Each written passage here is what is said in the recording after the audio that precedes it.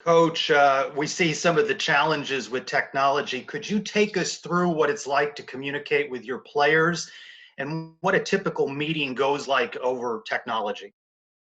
Well, it's kind of basically easy. The only tough part is that obviously you don't in the presence, you know what I mean, where you can see the where me for me a body language that I'm so used to just looking at somebody eye to eye and seeing how they're reacting to some of the questions and stuff like that. But I just kind of hooked up with you guys right there. You know, it's the toughest part is that you lose a guy that doesn't have. Got to make sure that they get the Wi-Fi wherever they're at the house, making sure they're in a good spot so you don't lose them while you're conducting the meeting. You know, those are the things that they're small details, and but for the most part, the players have been really good. They're they're looking forward to seeing each other. You know, that's the bond that you build when you're with a team like a football team, and they're looking forward to seeing each other on the screen, so to speak. But it's like being right there, and that's the kind of the cool thing. It's a little bit of inconvenience as far as losing somebody when you're right in the middle of a meeting, and but you know they get right back up and they get back into it. And it's just we meet. You know, obviously we meet right now. We're not allowed based off the rules, but we've been meeting at least twice a week on football. Okay, we've organized it around their class schedule. Each coach is different. You know, I've got to look at my guys and what's best for them. You know, so the slots were, Tuesdays and Thursdays for me, 1 and 2 o'clock slots, and then that's just football. And then we have the academic side of it, where constantly staying on top of each guy and making sure that. So that's on it's on every day really through this process. And but really, to be honest with you, it's different. We're all adjusting to the new normal, but they've been pretty good. And obviously, I don't want to speak here before the grades come out, but guys have been doing their, doing a good job of staying up top, being with their academics and our academic counselors, and again, I think they like the part. The reason why I think they're engaging is they don't see each other. So when they get the opportunity to everybody be on the same screen, we do start off by life skill kind of things. So we don't really talk about ball from the beginning. We just, how you guys doing? How's your family? Is everybody okay? We've had some issues, some real life issues with guys in our group, with family that's sick and has lost somebody, and it's we've had to deal with it, and I think that really helps the guys, and everybody talking about it. So we're dealing with all of it. We're a part of the whole thing. We're in this process. We see what's going on around the world, and we're actually living it. And it's an opportunity to be together. Coach, obviously everyone would have rather been there in person for regular spring practice, but how are you what's kind of the purpose of these video meetings? Are you kind of taking it like, what we would have learned, like, practice 5 through, practice 12? Are you kind of going through it like that, or are these meetings completely different, more so getting ready for the season? What kind of content are you teaching the guys, I guess? Well, it's just like we're treating it just like as if there was practice. So I'm going through, obviously, our, wherever the plan was. So if this was a practice day, then it would be an install and what we were putting into practice. So we've done nothing but the entire install of spring. We've hit on it as if we were having practice. So obviously we reviewed the first 4 practices, the good and the things that we needed to adapt and adjust, and just went over that. And obviously that was earlier, a couple of weeks ago. And then as if we were installing the defense. Now for the experienced guys, they're on it. We do have an experienced group, but for the young guys like Corey Thornton and Devontae Dawson, the new guys, and Manny, Emmanuel Piatachi, the 3 new guys at mid-year, You know what I mean? It's been really good too, because it's a little bit different, slower pace. And then once we get done with that, you know, they may want to follow up after we get off the video. So really just kind of like you've been in practice, and just have the installs as if we were together. So the meetings really aren't any different than we would have in the presence. Did I lose you, or are you still with me? Hello? You're good. I think you're still there. Yeah, so it's no different. It's just the setting it up, making sure, like I said earlier, everybody's got Wi-Fi, you know, everybody's in a good spot, getting ready to take notes, and so go ahead. I'm sorry. You talked about talking to your own players and communicating with your own players. Has it been challenging at all to also recruit and talk to prospective players at this time with this sort of new normal? I'll be honest with you. The recruiting is 24/7. So, you know, me personally, I don't see it any different. I don't, you know, because we're always constantly talking to the players. We're getting high school coaches on the phone, or you get a chance to talk to the parents or significant other, whoever is involved in their lives. The recruiting part has really not really changed, to be honest with you, because we always are doing that every day. Actually, we probably have a little bit more time than usual. Okay, to be fair, we get to spend a little bit more time with it. So recruiting hasn't changed. The only difference is, and it's really across the board for everybody, they can't visit us. We can't go on the road recruiting. We normally would be on the road recruiting right now, coming around this week or so, and but everybody's the same, so it doesn't, you know, it really hasn't really changed that much from a standpoint of communication. Coach, with this uncertainty, we don't know when things are going to get back to normal. How are the players and the coaching staff dealing with not knowing when the season could start and when you guys could get back to a normal routine as far as football goes? I think the main focus throughout this was the academics. You know, it's something that they can control. You know, I mean, we do take online classes, so they're used to that. I think our academics staff does an unbelievable job. They're kind of prepared, you know, just generally because of our schedule, they're kind of, but wanted to make sure that their academics was organized. There wasn't going to be any hiccups, and that's been the main challenge. You know what I mean? Whether it's our entire staff, our support staff that does a great job of every day being in contact with the players. And that was the most important thing when this is going on. So it keeps them locked in, focused on what they can control and what they need to do, because that they have to do that. They got to be eligible. They got to be having good grades. And we've done an outstanding job here, and we have a history of that. So with that, because it's kind of like a play, even when I'm talking recruiting with the prospects, they have a lot of work because they have a lot of online. And for the most part, it's earlier in the day.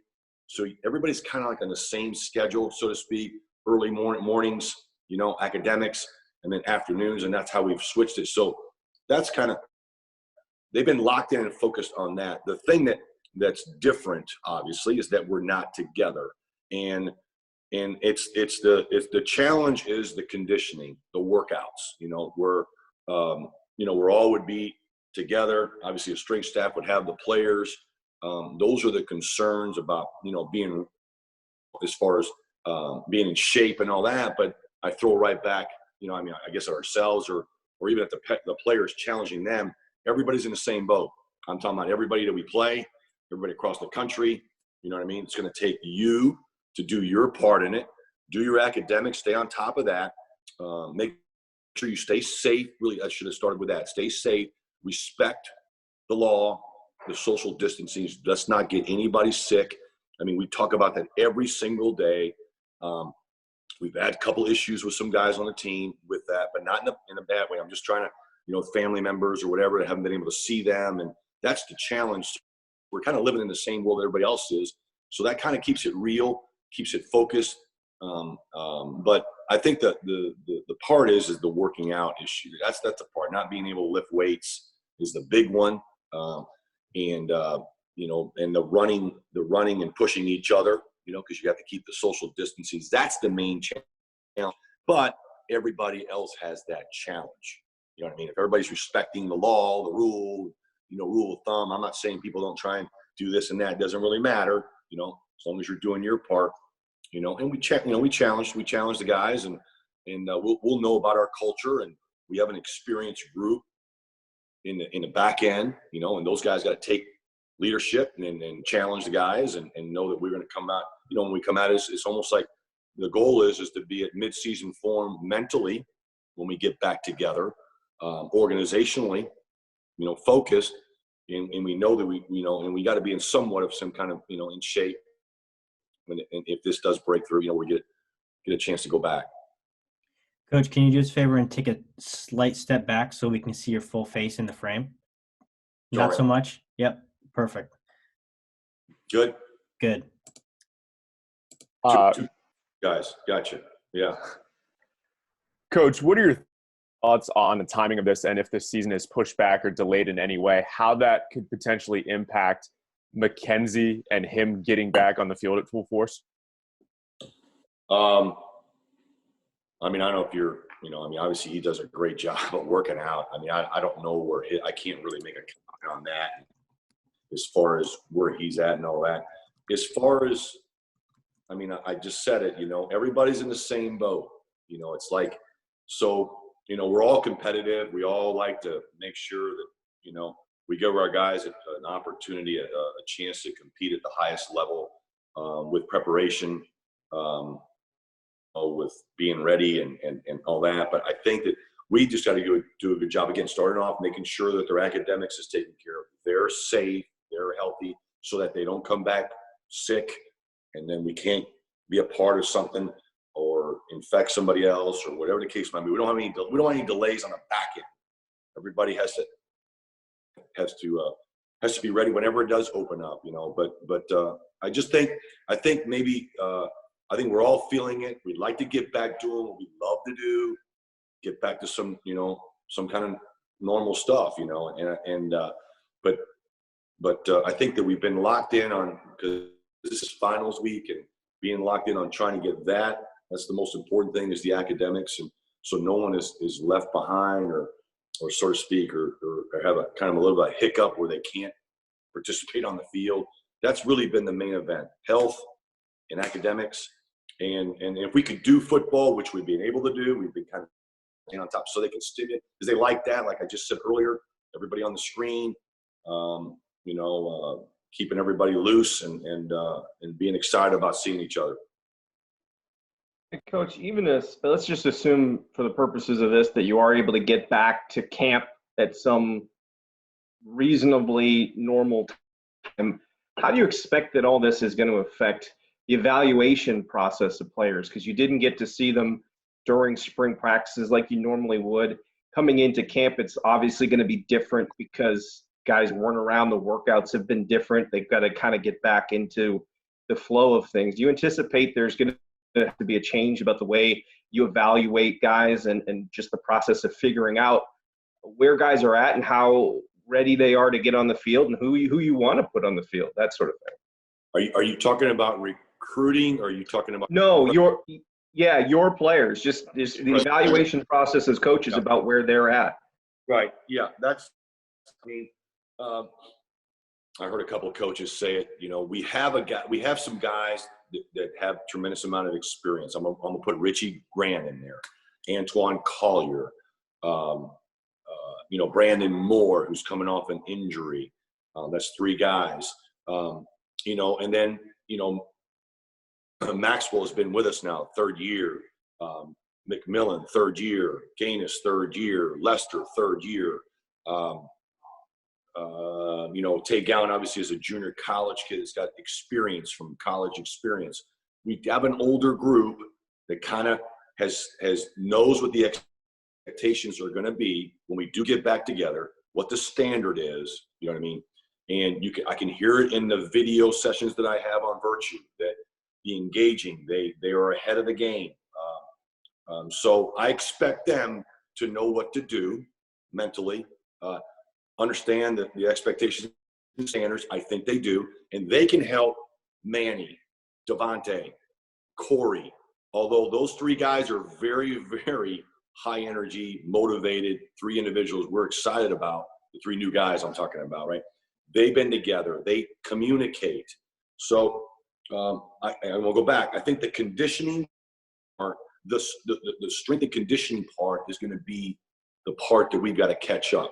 You know what I mean? Because being together, challenging each other, I don't think it's going to be so much of, how they learn or they'll be able to get the defense. I think, again, we had 4 practices, and those 3 new guys are really on it. You can hear the engagement that's where the virtue, being able to meet is really good. They just keep on reviewing. Yeah, they don't have as many reps, but they have some kind of an idea how we've worked out. The challenge will be for our 3 freshmen that are not here, okay? Justin Hodges, Devontae Brown, okay, and Quadric Buller, okay, the 3 DB. They're talented players, but we've been able to talk. We're still talking to them and staying engaged, and the guys, trying to give them an opportunity to know what's about to expect here. That'll be the main challenge for those guys because they've never worked out with our guys, and trying to give them the program from a standpoint of what to expect, just like a freshman would come here for the first. Those will be the challenge. Those 3 guys will be, not knowing what they can do, and in our pace of how we practice. That's the most unbelievable experience for a guy who's new is how we practice. We're different than a lot of people in this country. The pace of it, the expectations of it, and but once they're in it, but they got Corey, they got Manny and Devontae. They've talked to each other. They know, they're trying to tell them, look, this is what to expect. They're new guys, and so they're doing a really good job of putting those guys together. And talking to each other and say, look, man, you just got to be able to make sure you do this, make sure you do this, and to get them to understand what the schedule is going to be and how to manage time for those 3 new guys. How does Nivel Clark's game translate into the pros? Oh, I think it translates great. The first thing I would say is, obviously Nivel has a great size. He's got great length. I think obviously there's strengths and weaknesses to a player. I think that his one thing that I love about Nivel, we've said it all along, in my career, he's in my top 5, if not top 3 of game day players. Totally different. You have guys that do a great job of preparing. Not that he doesn't. I'm saying they do a great job in practice, and come game time, they're just a little bit different, or a little bit off, or not. Nivel he's a game guy. He loves the competition. He loves game day, and he performs on game day at a different level than others do. You know what I mean? It's just that it factor or whatever it is. So I think his experience on game days and the plays that he made in big time games, he'll be used to that. I think that we played at some high level games that he really performed where we needed him to. He's got great length. He's got really good ball skills. He's a physical player. I think schematically, it depends on what team he goes to, because that'll really play to his strengths. He's a better guy that plays press, and I think that teams that do that, maybe not so much. I think the scheme has a lot to do with it, but again, he's a talented player. He's a talented player in high school, very productive player. Okay, at a high level program. You know what I mean? It's like that's kind of like what's preparing you for the next level, because all you got to do is learn what they do, prepare. You know what I mean? And you got to perform now when it comes to your time. And he's been able to do that. So again, the length, he's got, like I said, great size, long arms. These big receivers that he's been defending against in practice and in games. He's going to see that in the field, obviously at the next level at the NFL. He's really, our goal was, the reason why he came back, he was asking, okay, I want to come back. I want to get better from a standpoint of preparing, developmental. You know what I mean? I think it's been a great year. He came back. He did. He learned more ball, how to prepare better. And we've talked about that leading up to here to the draft. And and he's really done a really good job with a lot of the teams. He's shared that with me. I've gotten feedback with it, where he's done a great job. So, I think a lot of it, again, like a lot of things, what team do you go to? What's the fit? But I think you'll do a great job. I think you'll be ready. Coach, kind of following up on that about Nivel, what areas of his game do you think he needs to improve or work on in order for him to really stick in the NFL long term? I don't. Again, I think like we always talk about, the preparing part, the preparation, the manage your time, learning the scheme. Not that he can't do that. He does that, but he's learned how to do that the last couple of years at a higher level. And I think that's what's going to help him. The game, obviously it's a much bigger, it's a different game. Obviously he's going to be going against elite players every single week, every day in practice. But I think I think that he's such a competitive kid. If he gets in the right culture, he gets in the right leadership culture, he's going to flourish, because he's not much of a guy up front that's going to want to be heard all the time. He just wants to do his thing. So he's really a good teammate. He's a guy that loves to play. And if he gets somewhere where somebody can just, have some great leadership around him, and because he'll listen, he's such a competitive kid that he wants to, like a lot of these great players, they want to do it the best, so they're going to listen, be coachable, and he's got to stay healthy like everything else. He's trying to prove a point here. But again, he's coming from a great program that everybody knows, the championship level here. And that's only going to help him, enhance him in his progress at the next level. Willie, I wanted to ask, and forgive me if you said this before, but how long do you think it would take you guys to be ready once you are able to get back on campus, to get back to the football playing shape? And do you think this would be something maybe you guys would go back old school a little bit and using some of those summer conditioning tests that coaching staffs used to use back in the day? I think Kurt Schmidt and the strength staff do a great job. They've been on the players since this started. They've got a workout plan. We follow up each and every day. I do too.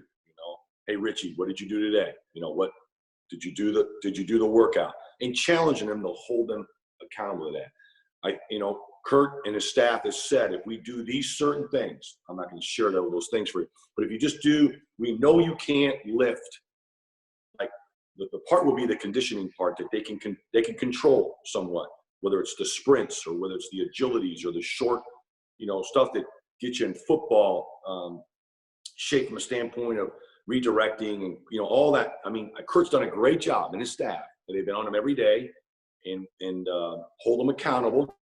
Yeah, I've been doing it, Now we're not allowed to see the workouts and any of that garbage, but again, we're trying to, again, like we've challenged the kids. If you trust in the small details, if you do your part, then you can be trusted with the bigger part, which is going to be us when we come together as a team. Did you do your part? And they know that they've got that challenge. Each and every one of them, we've challenged them. So I think you're not going to really know what kind of shape they're going to be in until they get here. But I think with our staff, our strength staff, I don't think it's going to be so far behind. That everybody thinks. These guys are good athletes, and like I said, I'll look at Corey Thornton, for instance. He came from the high school level. A lot of it has to do with your attitude too. Your mindset. And I know you got to prepare and you got to work and all that, but Corey came from a high school deal and a really good program, but it's different than coming at this level. And he really wasn't that far behind. He's got a great attitude. So does Manny. Again, I'm at Emmanuel. And so is Devontae. It's really the mindset of the kid and getting the right kind of mentality to be ready, and they'll adapt. These guys they're used to it, and they love the challenge. But I can't give you how long. I mean, I can't say that until we actually saw the day. It's all, what is it? Is it going to be June? Is it going to be July? I don't know. August? I don't know that part. But I don't think it's going to be any different than us giving them a break in May, like in a little while here off of finals, they'd be off 2, 3 weeks, 4 weeks here, and then June. They're kind of used to that, having some breaks. Sometimes too, you got some guys that have some, can heal from some of the, small injuries that they may or may not have had. That rest is good. And again, I think everybody's going to be excited to get back whenever that does happen. Coach, it's kind of hard for you because you're not around the players every day, but have you been able to identify, and if you have, who are kind of the leaders that have emerged for this team during this time? I would say the number one leader based off of last year and his career, it definitely would have to be Aaron Robinson. He's a guy that's he was our number one productive player last year on defense. There's a lot of great players on our defense, but he was the one guy that made a tremendous strides from his first time starting throughout the whole season. He's had some injuries and some setbacks. And so he has the great example of setting the example of actually doing it. Great game day player, his preparation, his effort is relentless each and every day in practice. And he's our strongest DB in the weight room. And then he's a great student. And it was so great to see him come out, had the season that he had. And so those guys kind of look up to him. So they know that they're going to have to outwork him, which is going to be really hard because he's the hardest worker in the back end. And he plays the toughest position in the secondary. He plays the nickel position where he's top in the run game and the passing game. And so, he started off slow and we didn't know what we had with him. And all of a sudden he just turned out to be an unbelievable, one of the best players in the country. And we're looking forward to see him play this coming year. And he came back. He was thinking about leaving, but he wanted to continue to develop and improve and know that he can get better. And so, and he's not much of a talker, but we're trying to make him be a better communicator. But he is definitely the one guy that comes to mind right now that has been the best, one of the best leaders that we have on our team, and not just in the secondary. Richie Grant, Antoine Collier, and have really challenged the guys. But I think they've done such a good job since they've been here, and also January, that it's kind of like spread to some of the other guys. You know what I mean? Whether it's Gaines or McMillan or Lester that have been here going into their third year, a couple of those guys third spring, that's helped. But I think Richie and Antoine have been the guys that just by example, and I think they look up to those guys. And again, keep forgetting Brandon, but Brandon's done an unbelievable job from a standpoint. He's been trying to get back, does his rehab, and just him doing it consistently. He's really with Mary, and he's itching to get back. It's great to see him, a smile on his face and confidence and looking forward to it. I think the guys see that. They're rooting for him, just like McKenzie. They're all rooting for great players like those guys, that have been in rehab here, and they see how hard they work. The previous guy I forgot your name. I apologize, but he was asking me how these guys are going to do when they get back. I think that when they look at those guys and they know they're working, who are great players like McKenzie, I think that I don't want to be the guy that shows up.